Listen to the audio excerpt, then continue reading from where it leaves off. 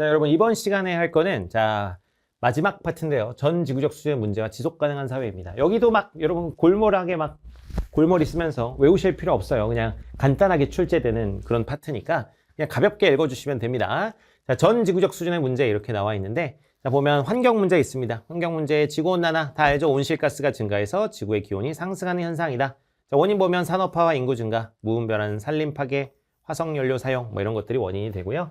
영향 보면 해수면 상승으로 인해서 생태가 교란되고 가뭄, 집중호우 등 기상이변의 발생으로 인명피해와 재산 손실이 나타난다. 이런 거.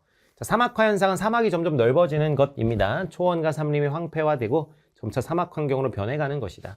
강수량이 부족하고 과도한 벌목, 농경지 및 목축지의 과잉 개발을 해가지고 땅이 황폐화되고 있다. 이런 얘기고요. 토양 침식과 물 부족으로 인해서 작물 재배가 어려워서 식량난이 발생하고 생물종 다양성 감소 및 생태계가 파괴되는 이런 문제가 나타나고 있습니다.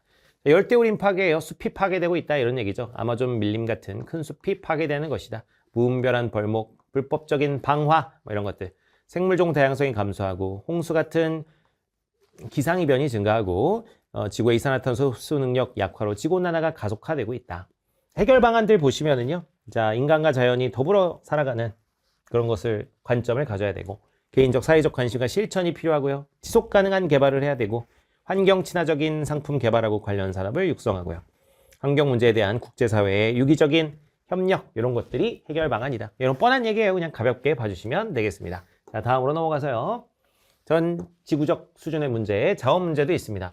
자원의 무분별한 개발과 사용으로 인해서 자원 고갈이 나타날 수 있고요.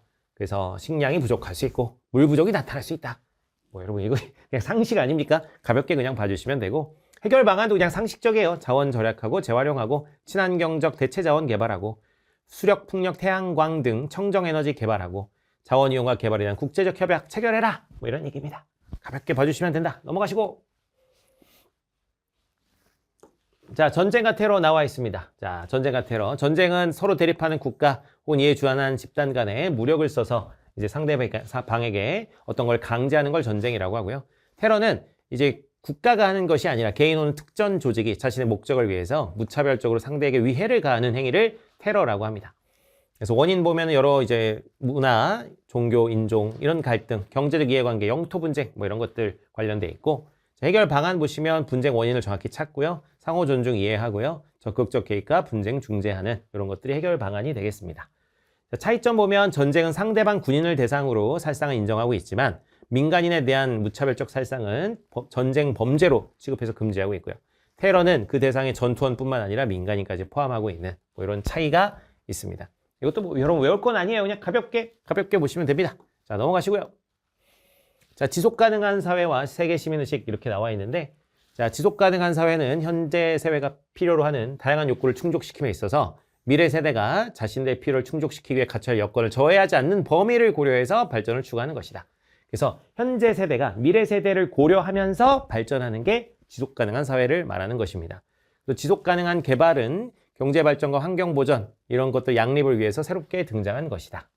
자, 세계 시민은요, 여러분 국가나 지역을 초월해요. 세계 공동체 의식을 바탕으로 어떤 세계에서 일어나는 것들, 우리가 주인의식, 책임의식을 가지고 지구촌 문제에 관심을 가지고 해결하기 위해서 행동하는 시민을 세계 시민이라고 합니다.